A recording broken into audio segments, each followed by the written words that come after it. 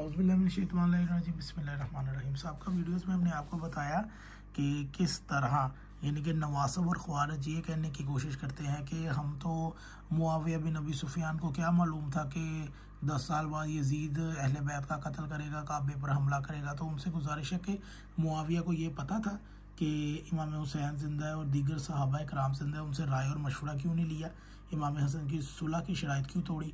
खैर आगे चलते हैं, इसके लिए आप पिछली वीडियो दे सकते हैं। अगर ये किताब है अल हदीस मौज़ूआ फ़ी फ़ज़ाइल मुआविया, कारी ज़हूर अहमद फैज़ी की, मकतबा बाबुल इल्म उर्दू बाज़ार लाहौर की छाप के साथ, सफ़ा नंबर 295। और मुस्लिम व गैर मुस्लिम के हीरो।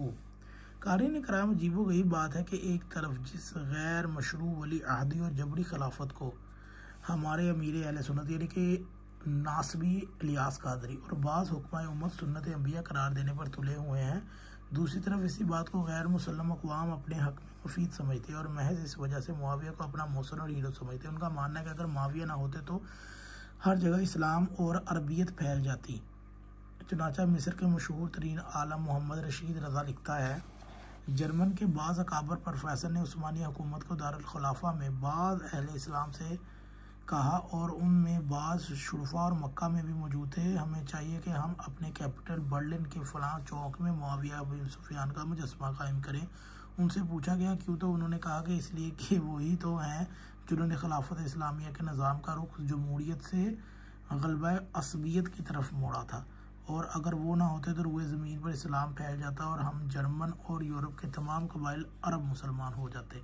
हाल ही में बाज़ उलमाए यानी कि तफसीरुल मनार की जिल्द नंबर 11 में उन्होंने नकल किया है, हाल ही में बाज़ उलमा मैदान सियासत में आए और उनका नारा था कि इस्लाम जब तक तख्त पर ना हो तो बात नहीं बनती।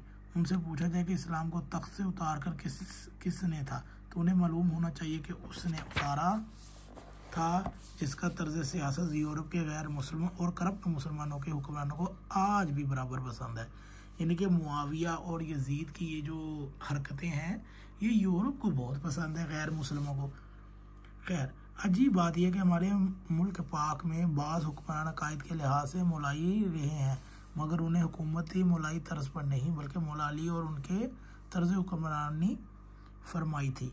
उनमें किसी नाअहल आदमी की गुंजाइश न थी, ना ही कुंभा परवरी का तस्वर, बल्कि खुलाफत राशिदा के इख्तिताम के बाद से लेकर आज तक इल्ला माशाल्लाह ऐसी मुस्लिम हुकूमत चल रही है जो मुस्लिम और गैर मुस्लिम सबको पसंद है। हाँ, अगर किसी गैर मुस्लिम या करप्ट लीडर, खैर ये तो एक बात की चीज़ है।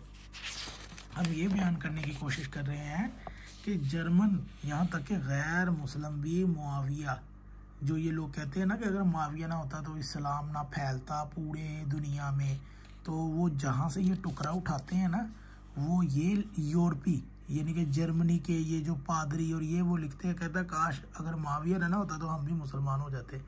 मुआविया की वजह से आज हम काफिर ही ठीक है।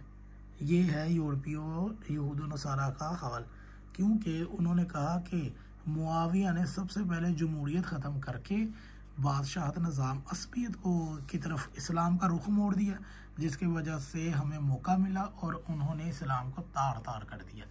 तो ये थी असली हकीकत कि अब ये कभी भी नहीं बताएंगे, ये सिर्फ इतना ही टुकड़ा उठाकर बताएंगे कि मुआविया ने बड़ा इस्लाम फैलाया जी। वो गैर मुस्लिम भी यही कहते हैं, गैर मुस्लिम ये कहते हैं कि वो इसलिए फैलाया कि जमहूरियत ख़त्म होकर नासबियत और ख्वारजियत ज़्यादा आ गई और बादशाहत दोबारा बन गई, जिसकी वजह से अंग्रेज़ों को भी मौका मिल गया और उन्होंने बादशाहों के साथ जो सलूक किया ये सबको पता है। तो मुकम्मल बात बताया करो अहले सुन्नत भाइयों, माज़रत भाइयों कह दिया, तो मुकम्मल नासबी हो, ये मुकम्मल बात बताया करो कि ऐसी कोई चीज़ भी नहीं है जो आप लोगों ने इस्लाम की खिदमत की खातिर की हो। अगर आपको ये वीडियो अच्छी लगे तो इसे ज़रूर शेयर कीजिएगा।